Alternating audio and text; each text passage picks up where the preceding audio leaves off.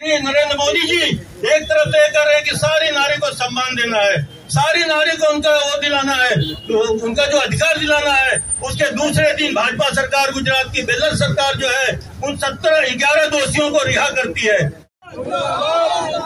शर्म करो, शर्म करो। गुजरात सरकार शर्म करो।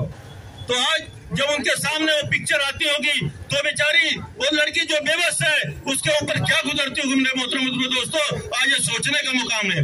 अगर गुजरात सरकार इतना करी होती कम से कम, हालांकि वो भी उसको करने का हक नहीं है कि उनको इतना तो कह दी होती कि तुम उस जिला के अंदर, उस गांव के अंदर तुम्हारी एंट्री जो है कभी नहीं हो सकती। सवेरा न्यूज नेटवर्क को लाइक करें, सब्सक्राइब करें और बेल आइकन दबाना ना भूलें।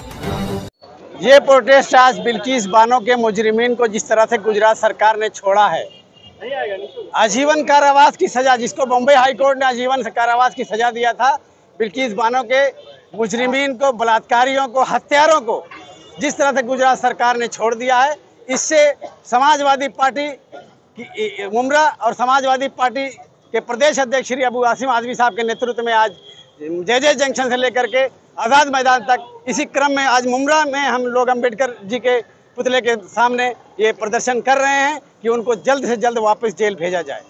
हम मेमोरेंडम राष्ट्रपति महोदया को दे रहे हैं, यहाँ जो हमारे ऑफिशियल आएंगे उनको दे देंगे।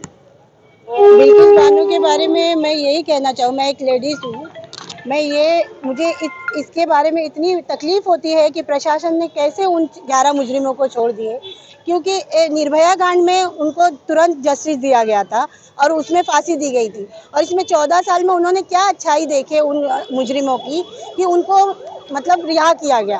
प्रशासन ने क्यों ऐसा करे, और आज लोग एकदम ये हो जाएंगे कि बस हमको क्या सजा मिलेगी, सजाए मौत तो होगी नहीं।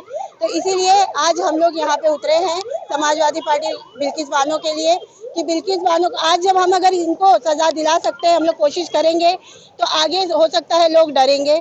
सजाए मौत की सजा की हम अपील करते हैं। आज हमारा यहाँ पे जो प्रोटेस्ट किया गया है, ये बिल्किस बानो को जो नाइंसाफी मिली है, बिल्किस बानो को, अपराधियों को जिस तरीके से छोड़ दिया गया है, इनको किस बेस पे माफी दी गई।